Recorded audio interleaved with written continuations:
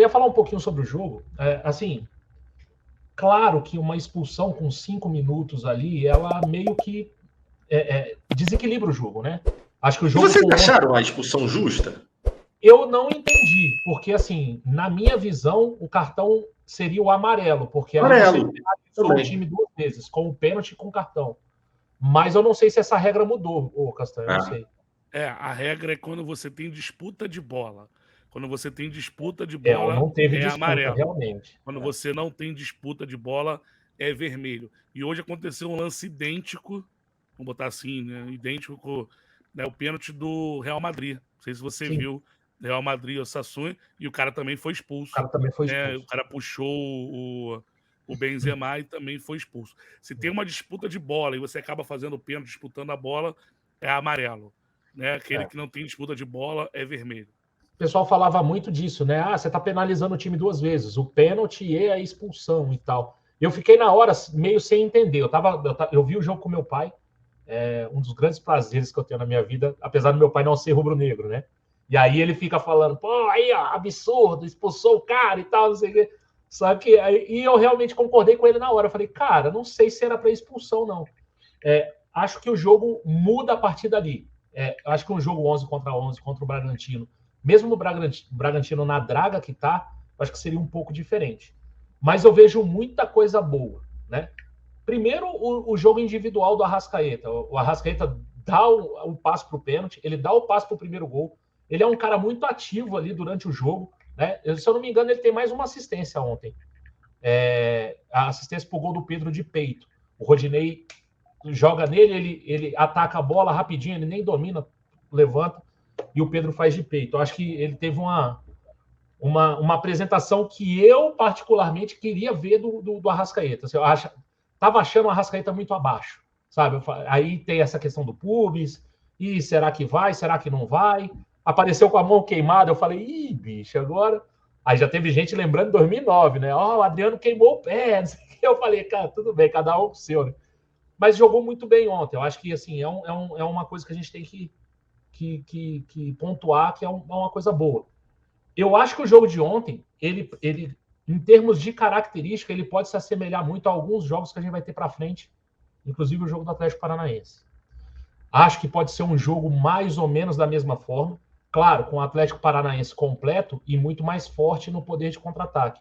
Né? Então, assim, acho que pode ser alguma coisa nesse sentido que a gente possa vir a enfrentar na frente. Com isso, eu acho que o Flamengo ele se porta, na grande maioria das vezes, quando encontra times fechados, ele se porta bem.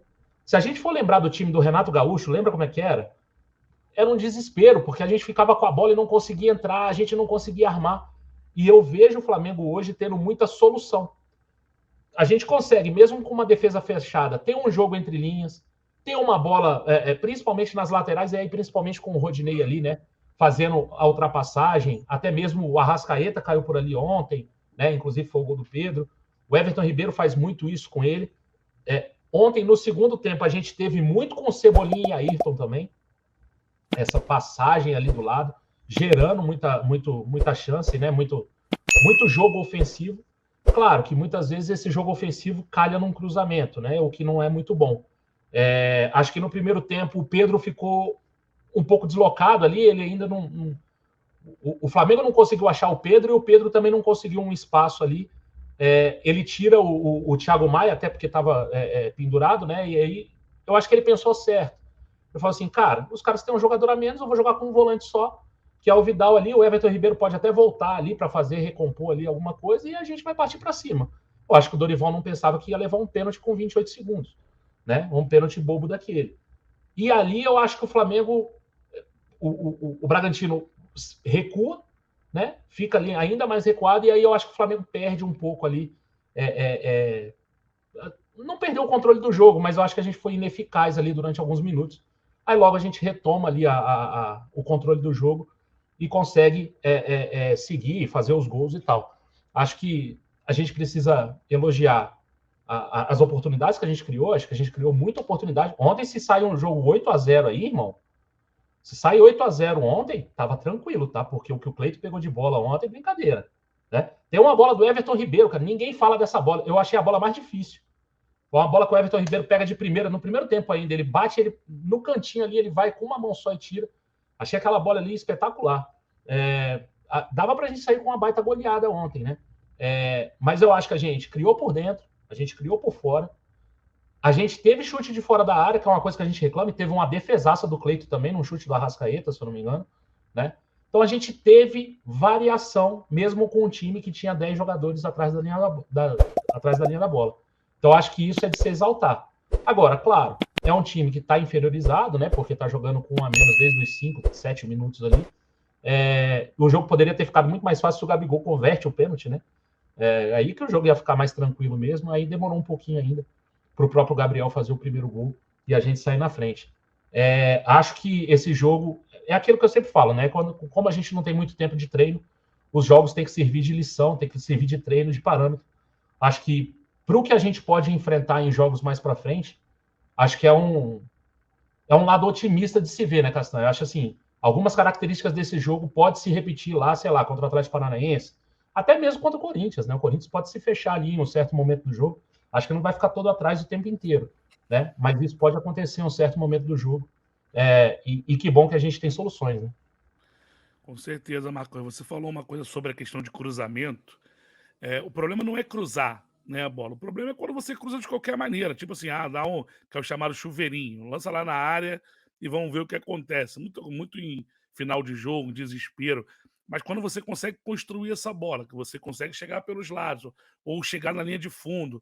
Sim, ontem o Flamengo, por exemplo, faz gol, né, de cruzamento com o Pedro, né, do Arrascaeta, mas ali não foi um cruzamento aleatório, foi um cruzamento passe, né, para o segundo pau para o Pedro, do Cebolinha para o Pedro, né, também. Então, olha como é que é diferente do que você simplesmente pegar a bola e chuveirar lá na área. Então, existem essas diferenças. Por exemplo, teve um lance no finalzinho do Matheus França, ele chega na linha de fundo e rola para trás, o cara tira. São situações, né, diferentes do jogo. Ontem, o Bragantino, se ele não tivesse um jogador expulso, o Flamengo ia achar espaço, porque o Bragantino ia sair para o jogo em algum momento, porém, seria um bom teste, porque tem muita velocidade com jogadores habilidosos na frente. No caso do Arthur, né, e no caso do Elinho, principalmente do Arthur, que chegou a ter algum trabalho ali em algum momento, que é muito bom jogador.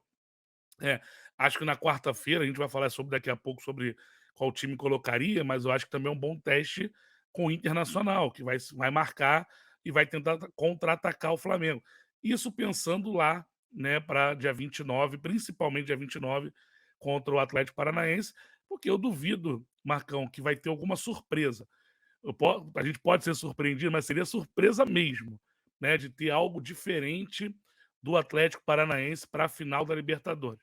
Para mim, a única dúvida que ele tem é se vai ser 3 zagueiros, se vai ser 3 atacantes. Os 3 volantes ele não vai abrir mão, Hugo Moura, Fernandinho e Alex Santana. Ou ele vai com Canóbio ou vai com mais um zagueiro. Então, Vitinho e Vitor Roque. Essa vai ser, né, a única dúvida dele. Então, isso ontem o Flamengo mostrou ter repertório. Preocupou um pouco contra o Fluminense, aquele excesso de cruzamento.